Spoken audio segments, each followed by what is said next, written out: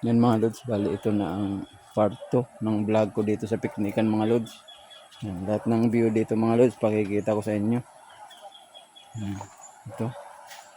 Yan, napakaganda pala ng view nito. Talagang nature na nature yung dating dito mga lods. Magandang magtambayan. Saka makita nyo mga lods yung hangin dito presko. Saka makita mo nyo lahat mga kanyugan, mga talagang gubat talaga. Yan, dito naman tayo mga lods. Dito ang nature trip natin ngayon. Dito sa may kuwan na to. Pakita ko ng mga kuwan dito. Mga view. Para ma-discover naman natin yung mga lahat ng tourist attraction dito sa Iriga. Yan. Yan, bali si Manoy ang may-ari nito. Yan.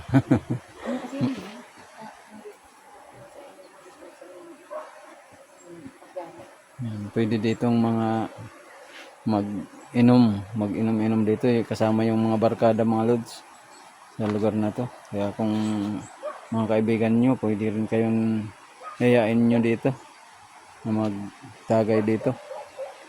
Yan.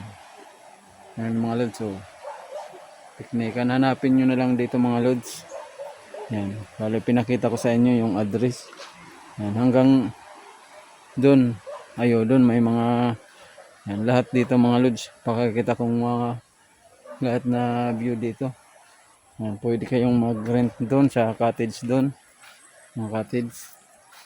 Yan, sigurado pag nag-con kayo dito, mari-relax kayo dito sa lugar na to mga lods. Dahil napakaganda. Bali pwede rin kayong mag-arkila ng mga kuha dito, kubo. Yan, kahit mag-overnight pala kayo dito mga lods, pwede rin. Yan, may mga kubo dyan na tulugan, oh. Kahit overnight, may mga tulugan na kayo dito. Yan, ito. Yan pa mga lods, oh. Bali dyan, oh. Yan ang mga kubo dito, mga tent na pwedeng matulugan. Ito pa, oh. Yan.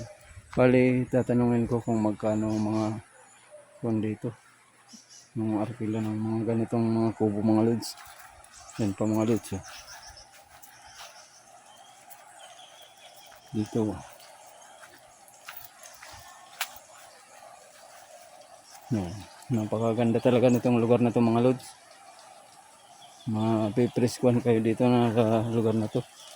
Napaka-preskong lugar.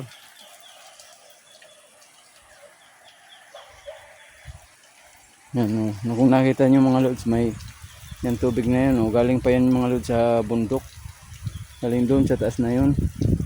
Bali kuwan yan, busay. Saka doon pa mga lods mayroon, oh. Doon, oh.